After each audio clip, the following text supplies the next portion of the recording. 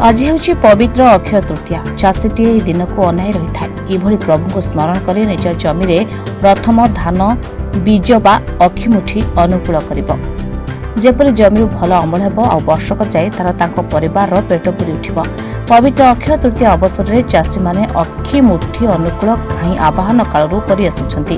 ସେପଟେ ଆଜି ସକାଳୁ ସକାଳୁ କଟକ ଜିଲ୍ଲା ନିଶ୍ଚିନ୍ତ କୋଇଲି ବ୍ଲକ ଅନ୍ତର୍ଗତ ଅଶ୍ଳେଶ୍ୱର କଣ୍ଟେଳ ଗ୍ରାମର ଚାଷୀ ଅଜୟ କୁମାର ବଳଙ୍କ ଘରେ ପାରମ୍ପରିକ ରୀତିରେ ନୂଆ ବସ୍ତ୍ର ପରିଧାନ କରି ନିଜ ଘରେ କୁଳ ଦେବତାଙ୍କ ନିକଟରେ ଟୋକେଇ ଭିତରେ ଗଉଣୀରେ ଖତ, ଧାନ, ଲଙ୍ଗଳ ଆଦିକୁ ସିନ୍ଦୁର, ଧୂପ, ଦୀପ ନୈବେଦ୍ୟ ଦେଇ ପୂଜା ଅର୍ଚ୍ଚନା କରାଯାଇଥିଲା।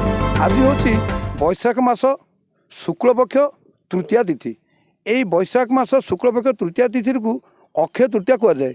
ଆମେ ସାଧାରଣତଃ ଆଜି ଚାଷୀମାନଙ୍କର କେତେ ମନରେ ଆନନ୍ଦ, କେତେ ଉଲ୍ଲାସ ତାହା ବର୍ଣ୍ଣନା କରିବା ସମ୍ଭବ ନୁହଁ।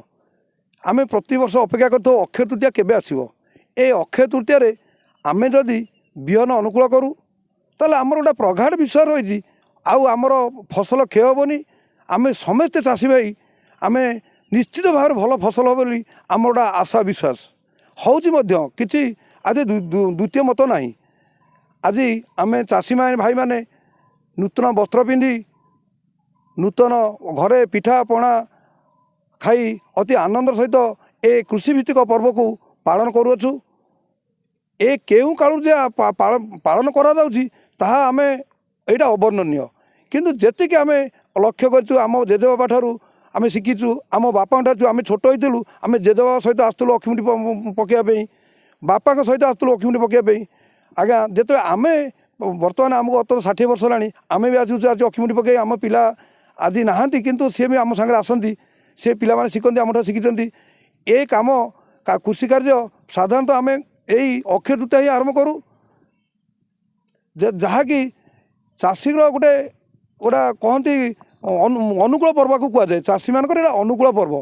এই ପର୍ବରେ ସାଧାରଣତଃ ଚାଷୀ ତାର ବର୍ଷ ଯାକ କିଭଳି ଭଲ ଶସ୍ୟ ହେବ ମା ଲକ୍ଷ୍ମୀ ଆହ୍ୱାନ କରନ୍ତି। ମା ମାଟି ପୂଜା କରିସାରିବା ପରେ ମା ଲକ୍ଷ୍ମୀ ଆହ୍ୱାନ କରନ୍ତି, ଏ ମା ତୁମେ ଆସି ଆମ ଚାଷୀ ଭାଇମାନଙ୍କ ପାଖରେ ଆସି ପହଞ୍ଚି ଆମ ବିଲରେ ଆମକୁ ଧନ ଧାନ୍ୟ ପରିପୂରଣ କରନ୍ତୁ। ଏତିକି ଆମେ ମା ଲକ୍ଷ୍ମୀ ପାଖରେ ଅତି ଭକ୍ତିର ସହିତ ଆମେ ପୂଜା କରୁ। ଆମର ତ ସବୁ ବର୍ଷ ପରମ୍ପରା ଅକ୍ଷୟ ତୃତୀୟା ପୂଜା ପାଠ ହୁଏ।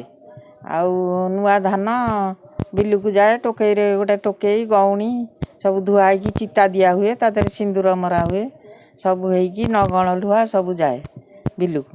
ମୋ ସ୍ୱାମୀକୁ ମୁଁ ସଜ କରିକି ସବୁ ଦିଏ। ଆଉ କଳସ ବସେ, ଭୋଗ ହୁଏ, ପଣା ହୁଏ। ଆଉ ସେଦିନ ପିଠା ପଣା ନୂଆ ଲୁଗା ସବୁ ପିନ୍ଧନ୍ତି। ଆଉ ଗୋଟେ ଖୁସିର ଦିନ ସେଦିନ, ବହୁତ ଖୁସି ଲାଗେ।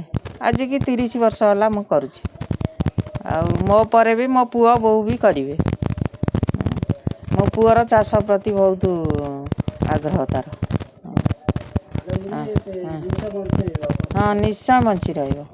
ମୁଁ ଆଜ୍ଞା ବହୁତ ଦିନରୁ ଦେଖି ଆସୁଛି ଏଇ ଯେଉଁ ପରମ୍ପରାଟା ଏଠି ଚାଲିଛି ତାକୁ ସୁଚାରୁ ରୂପେ ତୁଲାଉଛନ୍ତି।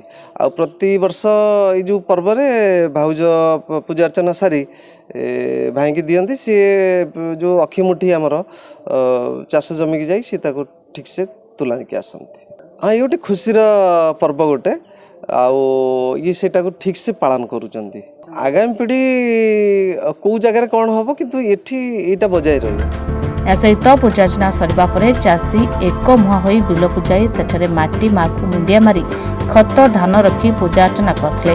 ଏହାପରେ ବିଲରେ ଚାଷୀ ଅକ୍ଷିମୁଠି ପକାଇ ଅନୁକୂଳ ଆରମ୍ଭ କରିଥିଲେ, ଯେପରିକି ମା'ଙ୍କ କୃପାରୁ ଏହି ବର୍ଷ ଭଲ ଫସଲ ହେଉ ଏହା ଭିକ୍ଷା କରିଥିଲେ ଚାଷୀ ଅଜୟ। ସାଲେପୁର ଜ୍ୟୋତ୍ସ୍ନା ସିଂଙ୍କ ରିପୋର୍ଟର୍ସ ଟୁଡେ।